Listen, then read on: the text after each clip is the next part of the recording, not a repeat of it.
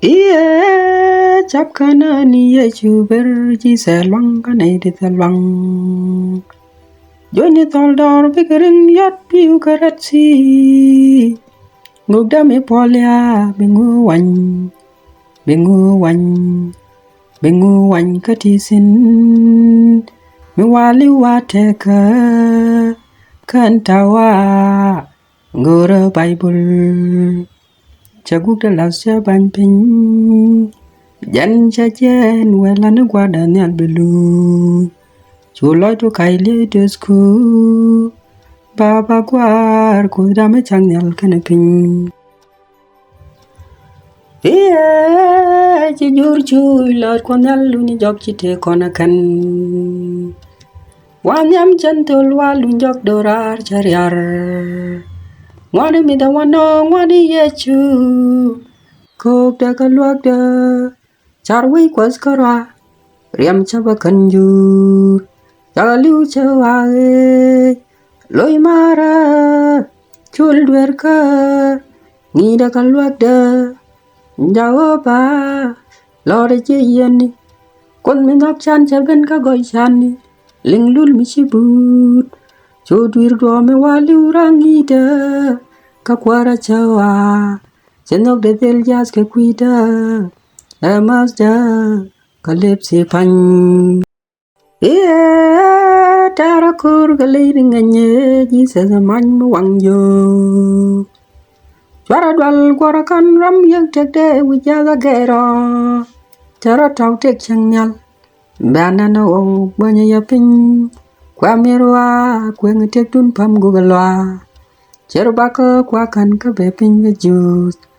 Bigwar chang dar kan wan Ajaw me pol chala belyang Choban pinya kwara mamwar ka Abay lem nyam da panin Gula lo chawran nyong me da rode No me da adam biye kulwetin Singir ngar chibel chege Twar chigalor chijob jen job kan Banana chongoro bok pinchamir Tada jalun mama ye Kawara beni Timura de tie Nairi nyarga boy gwarga war Hey no aji boy boda boy Boy ngage Yecu kwara jimos Gadi alti bagwar pi boy ka bolonga Kana bar mai goni diara ibola kwar Reja zalwai liang minjor Tela chan gam keji Kolye da bar mai mindi Gwara nup tu pun ka tege Kakatwak tu beni chagawa Yana jai kun pame Jwaja dwarim kana debda ngabara Gurai gwar Chigariang ngagariang Chiloy lolo twel wule piloy ka dwal kwira koping Railo tu dwal bika bum chap kwes chaka chabom les tol chaka jal teka Cheji yana lun ke tweri chelo ti jes ben jak tes chang che chan ben jangas